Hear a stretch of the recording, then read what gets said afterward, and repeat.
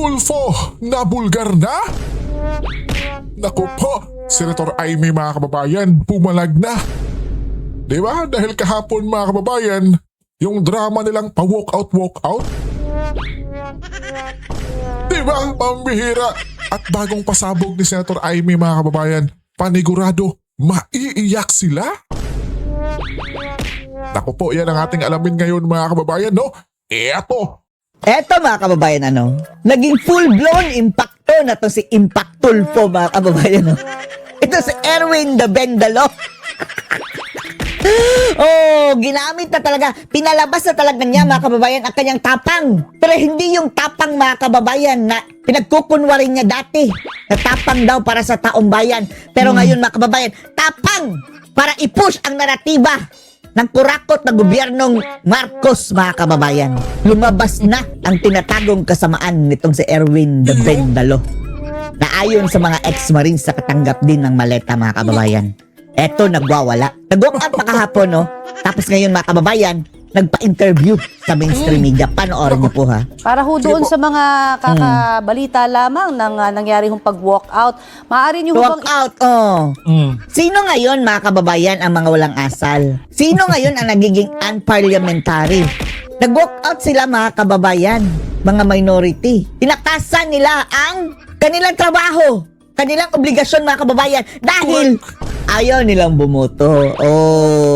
Strategy yun nila, mga kababayan, Dahil malamang sa malamang this weekend, mga kababayan, mayroong huhulihin ng mga senador. Kaya ayaw nilang ipasa, mga kababayan, yung teleconferencing na pwede ka na lang, maggamit ng live streaming, mga kababayan, o Zoom para makapag-attend ka sa hearing sa Senado. Yan ang nakikitang solusyon, mga kababayan, ng Senado para hindi sila pakialaman ng bongbong bangag Marcos na ito, na hindi sila malulumpo sa kanilang function, mga kababayan, dahil alam naman natin, tinatarget ngayon, mga kababayan, ni bongbong bangag Marcos ang Senado, partikular na ang majority senators, mga kababayan. Tinatarget nila, balak nila kasuhin, samot-saring kaso, pati na nga si Robin Hood Padilla ngayon, mga kababayan, mayroon lang kasong obstruction of justice. Sabi ni Mike Abe, 8 senador ang target nila, mga kababayan, nakakasuhan. So paano i-counter ito? Payagan sila, mga kababayan, ng teleconferencing dahil pipilayan na ang Senado Kung aarestuhin sila, hindi pa naman sila mga kababayan, convicted niyan. Maliwanag itong atake na sa Senado, mga kababayan. Tapos itong gunggong na to, pambihira talaga mga kababayan, di po ba? Di sila pumayag, mga kababayan, dahil alam nilang talong-talo na sila, mga kababayan, sa kanilang mga pinaggagawa. Di ba?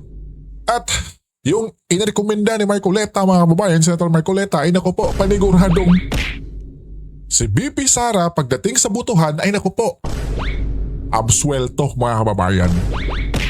Kaya yan yung ikinakatakot nila, mga kababayan.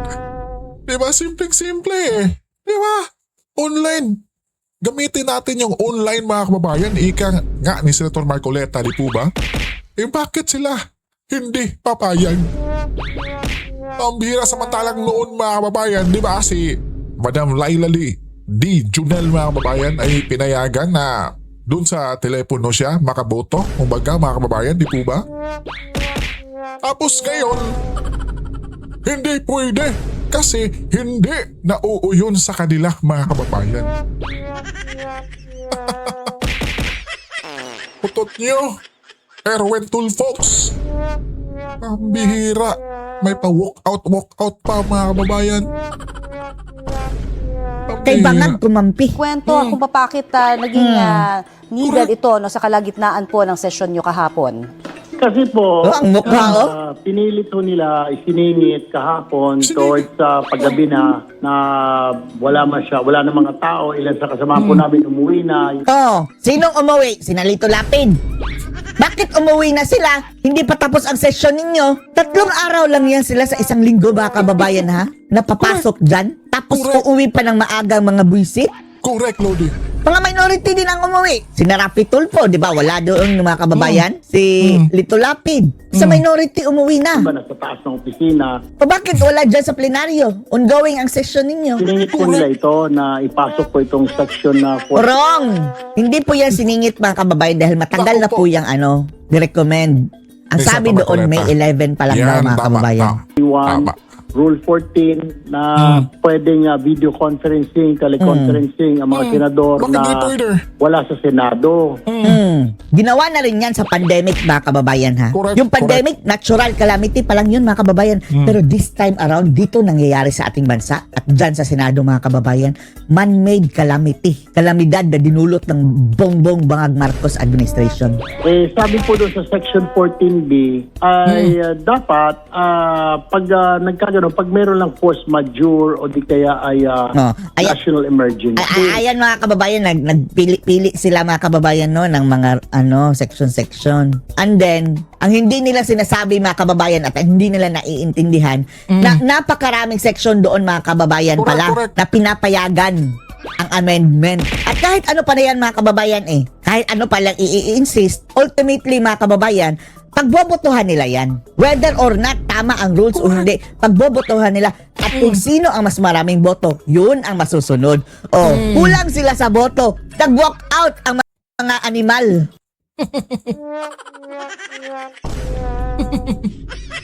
Tumpak ka dyan, Lodi, no? Lodi natin to mga kababayan, no?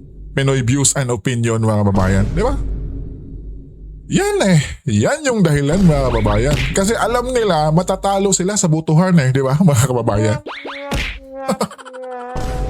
Kaya may padrama-dramang walk-out kuno mga kababayan. Tapos sabay post na kailang mismong social media mga kababayan na tila ba'y kumukuha ng simpatya. Di ba? Para magmukha sila mga kababayang bida kuno. Di ba? Pero ngayon, nagmukha ba silang bida mga kabayan?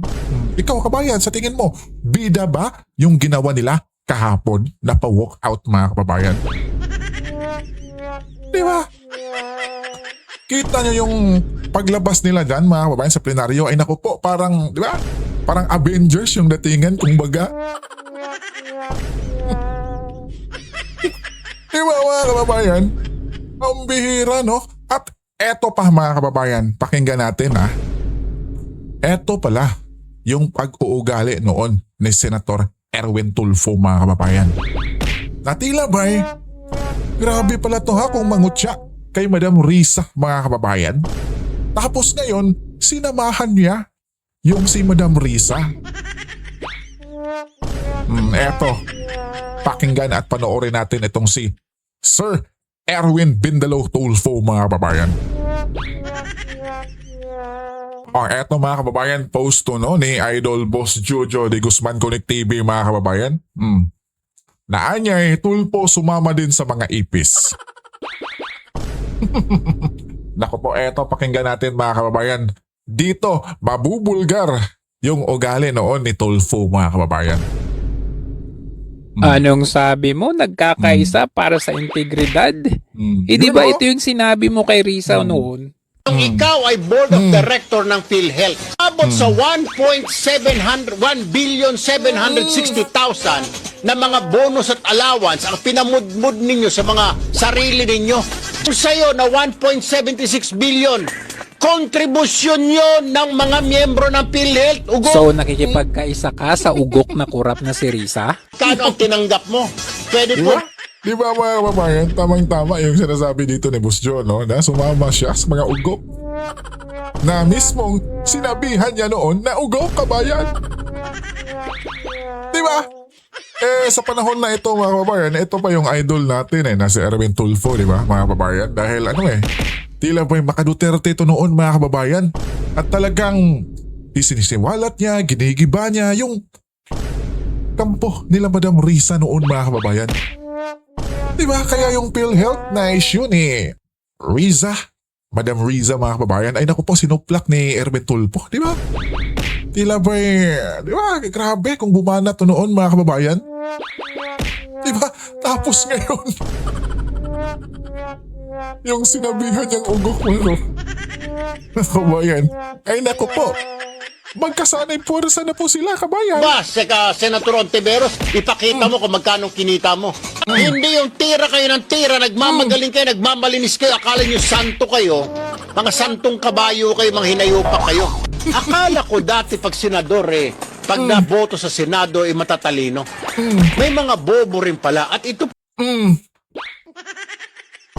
So, meaning mga kababayan, itong si ating butihing senador ay sumama na sa mga kampon ng mga VO-VO, kabayan. Diba? O, sabi yan ha ni Senator Erwin mismo, mga kababayan ha. po yung O. dalawang pinakabobo. Sa susunod na halalan, iboto po ninyo yung may mga utak at mga matatalinong mga mambabatas para hindi matulad dito sa dalawang itong mga ugok na walang kinalaman. Ha? Paulit-ulit ng sinasabi na ito ang batas. Pero itong dalawang ito, pinagpipilitan yung kanilang opinyon na opinyon ng ipis. Ha? Walang nagpapakita lamang ng mga walang utak, walang laman, sina Senador Trillanes at Risa Ontiveros. Nyo lang gawin, tumira ng tumira at maging source ng fake news. So nga, Kita nyo o narinig nyo, kabayan? Ang bihira. Yan, mga kababayan, yung sinasabi ni Senator Marcoleta na tila ba'y walang alam sa batas. Diba? Diba kaya nakantsawan itong si Senator Erwin kahapon, mga kababayan, tapos, diba? Sama silang dalawa ni Madam Chair Riza na tila may nasaktan di umano sa sinabi ni Senator Marcoleta. Ang bihira. ngayon sumama ka sa mga bobo at ugok. Kagaya mo rin pala. Tapos ngayon, ganyan ka makareact sa kanila. Kasama mo ang mga bobo, mga ugok. Nasaan ang prinsipyo mo? Pinubola na tayo eh. Pinagpipilitan nila na Binobola lang tayo eh. isip na siguro nila dahil lumabas sa media na ilalabas na warrant of arrest o para makaboto yung mga yun na makukulong kung sino man yun para makaboto sila kung makakulong man sila. Common sense, hindi naman tayo tanga, journalist tayo, di ba? Common sense. Di daw tayo tanga, mga kababayan. Di ba tayo tanga, kabayan? Pambihira. BS. Kung ano-ano mga rules. Oh, pumirit pa, mga kababayan. Because we will not be part of this. It's Isa a pa to. travesty of our rules, of the Senate rules. Hindi kami papayag sa mga Niloloko tayo. Anong pwedeng violation of the Niloloko daw sila, mga kababayan. because they are Oh, disobeying our rules. Alam ko dati pag senador pag naboto sa Senado matatalino. May mga bobo rin pala at ito po yung dalawang pinakabobo. Iboto po ninyo yung may mga utak at mga matatalinong mga mambabatas para hindi matulad dito sa dalawang itong mga ugok na walang kinalaman. Ha?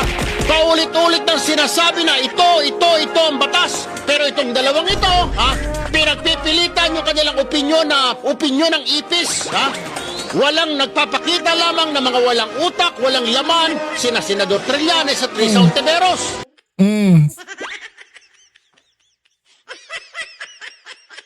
Tapos ngayon, mga kababayan, tila ba'y inadmit mo na rin, Senator, na isa kang ipis, kung baga? Ikaw, kabayan, ano sa tingin mo?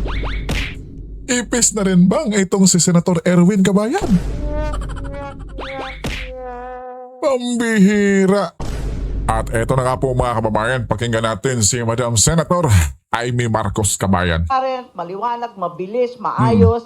At inabangan nga namin yung articles of impeachment. Kaya late kami, alas 7 na, nandun pa ka rin. Nagtatambay kami, papano? Inaantay namin at sinisigurado na matanggap ng maayos yung articles of impeachment ng Senado. Kaya nandun kami eh. Wala kami balak talagang upuan, yung sinasabi na pagtatakpan.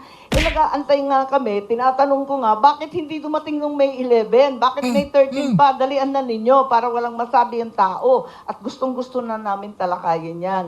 So, Naku po. meron na tayong provisional schedule for the impeachment. for the submission of the answers of the respondents.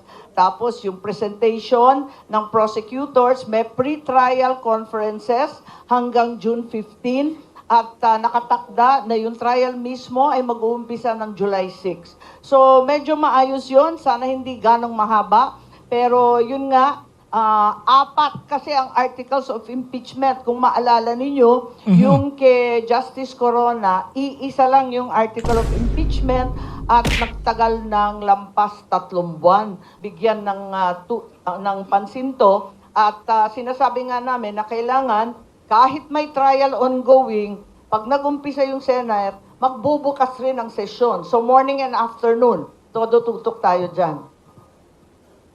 Senator, marami nagtatanong dito, with the more independent Senate leadership now, tuloy na ba talaga ang flood control investigation? Kasi maraming galit na galit sa flood control. Sabi, 1 trillion ba ang nabuhos dyan sa walang nangyaring flood control? Sa tingin niyo, tutuloy talaga yan?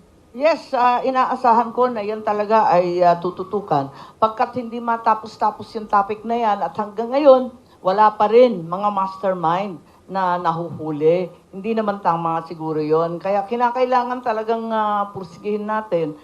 Kung sino man abutan yan, kung kamag-anak ko, pinsan buo ko, kapatid ko, pamangkin ko, sorry na lang, wala tayong magawa. Talagang sundan yung ebidensya. Sana mapatawag na sina Sergeant Gutesa, yung 18 Marines, si Tri-Give, sina Martin Romualdez. Kailangan tawagan na makapagsalita sila para sa kanila rin yun, para maipagtanggol nila yung sarili nila kung sakasakali. Kaya eto nga, yun ang gusto namin talagang mangyari. Pero ang problema kasi, first time yata ito, nagarapalan ang pakikialam ng ehekutibo sa legislative. Kung babalikan natin yung aral natin sa social studies, maliliit pa tayo, elementary pa lang tayo. Separation. 3 separate, distinct and independent branches of government that remain co-equal. Yun ang turo sa atin eh. Ano nangyari dito? Pinapakialaman kung sino-sino, pati yung justice, pinapakialaman rin at sinisita pag hindi gusto yung hatol. Nagiging labo-labo na ito eh. Hindi pwede yung ganyan. Kailangan respetuhin natin yung saligang batas. Kung hindi kandidato ng ehekutibo ang nanalo bilang Senate President, ditiisin natin, makisama tayo, ganyan talaga. Ganyan talaga. At wag naman pakialaman yung ating justice na yinuyurakan na sa pagkilala ng ICC. Yan ang problema. Para namang sinabi na failed state, inamin na natin, hindi natin kaya mamuno sa sariling bansa. Ano ba naman yun? Meron pa naman mga korte sa Pilipinas, kompleto pa naman ang mga abogadong magagaling at maayos naman ang pagsunod sa batas kung bibigyan lang ng pagkakataon.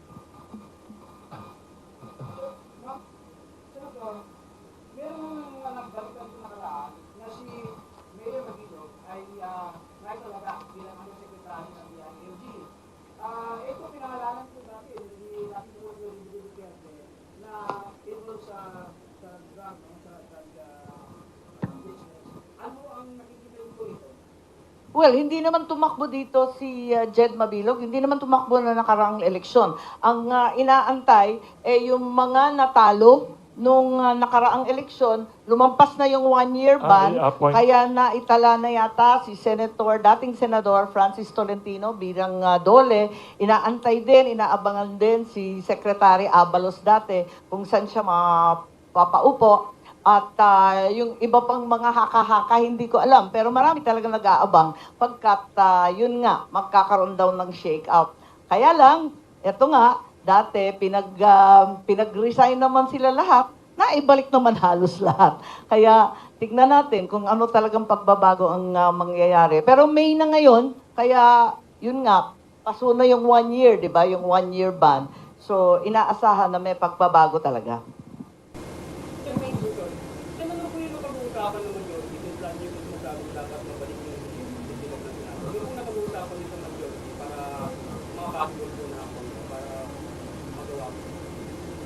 Well, unang-una nga, tutukan na yung tunay na problema ng bansa at solusyonan na itong Iran war fallout na napakatindi ng epekto sa ating bansa dahil 98% tayo dependent sa Middle East oil At 2/3 ng ating coal-fired plants, talagang imported pa rin ang coal. At alam natin na panaytirik na sa Visayas at Mindanao ng mga coal-fired plant, sa katutak na brownout sa Visayas at Mindanao.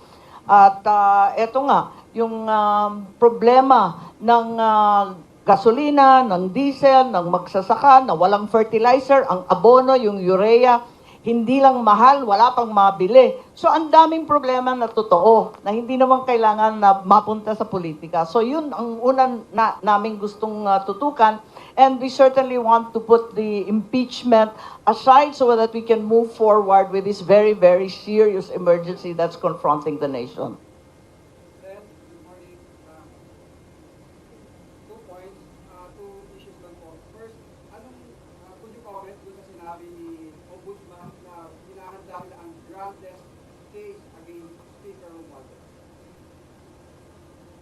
May grandest case.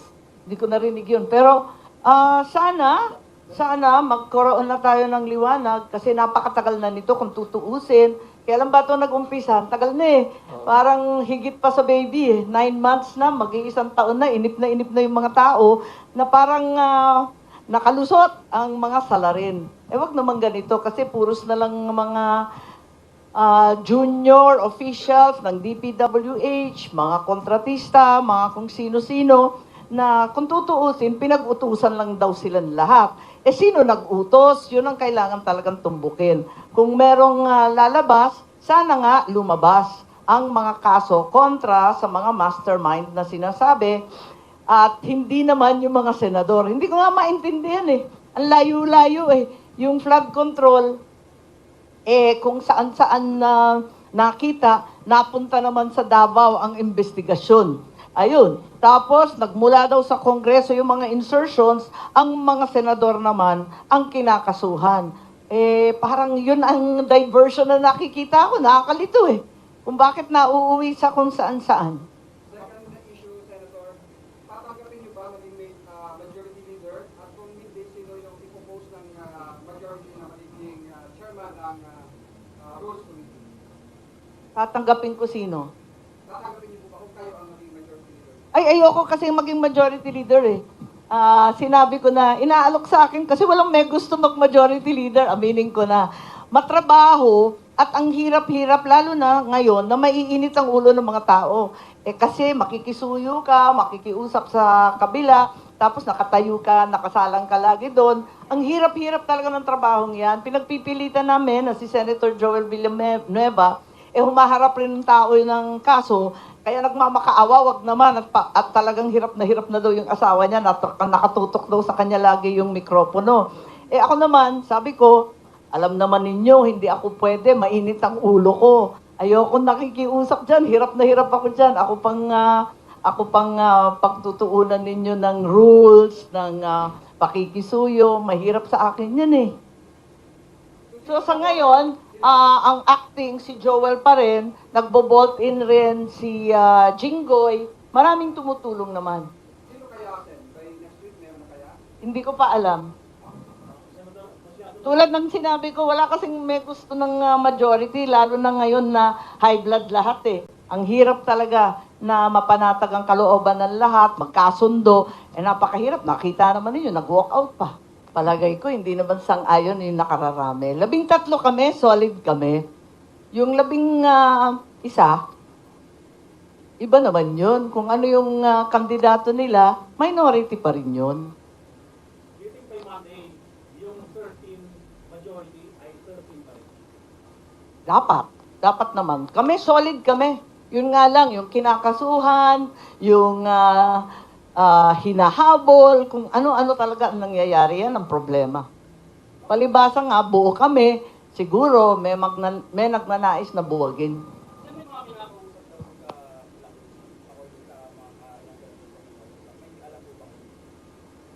Maraming nakikiusap, hindi lang senador, hindi lang kapwa senador, maraming opisyal sa gobyerno nakikialam, marami pang kung sino-sino na mga nakaupo sa palasyo na nakikisuyo. Talagang marami. Kaya nagtataka nga kami, Kasi noon, hindi naman namin binoto si Tito Soto, pero tanggap na tanggap namin nung naging Senate President siya. Wala namang problema. Walang ganito na sungkitan, sulutan, kung ano-anong announcement sa media, pati ba naman yung mga press natin, nagagamit sa ka-announce ng kung ano-ano. Ang maliwanag, kung wala kang boto, tahimik muna, trabaho muna.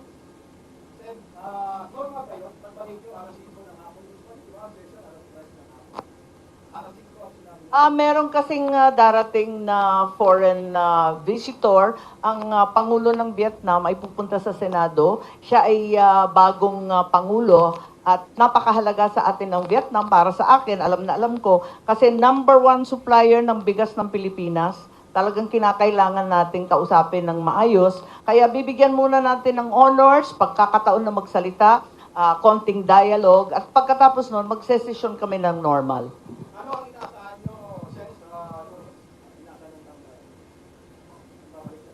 Sa presidente ng Vietnam or sa Senado? Well, inaasahan ko na kumalma na at makapagtrabaho na kaming lahat. We take offense that bibigyan niya ng ganyang kulay. It's just like us saying, are you afraid if we have the hearing on the Blue Ribbon on flood control, mababanggit ka rin? You do not make that kind of statements here in the Senate because you assume good faith from everyone. That rule hindi minadili. May 11 pa ho yun. So, Madam Chair, I move that we divide the House. And the voting will be done via viva voce. Madam President, Minority Leader. I move to adjourn or a quorum call.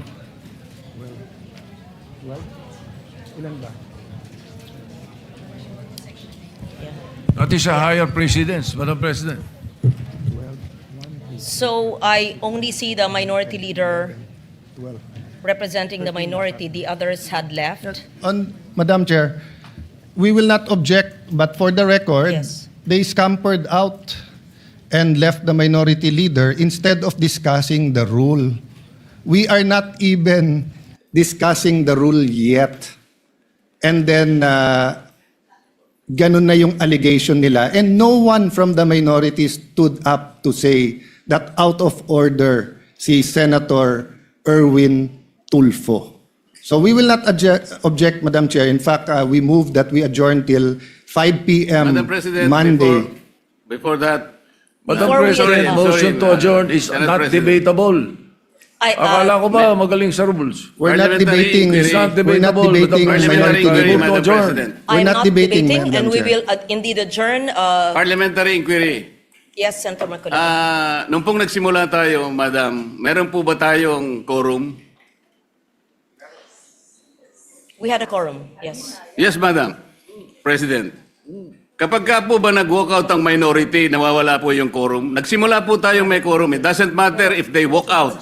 Yes, I think we still have the quorum. Madam President, once there is a quorum call, you have to call the roll. Kahit present lahat o kulang kanina o there was a motion to dispense, whatever that is. Not A upon a quorum situation, call, Madam President, when motion they to readily adjourn and willingly walk out. takes precedence. Hindi po yung covered ng rule natin, Madam President. Madam Kung President, sakasakali As po, reiterated by the Senate President and as conveyed by the Minority Leader, former Senate President, the rule states that the motion to adjourn takes precedence. I'm not taking sides. 5 p.m. Monday. And we will adjourn session.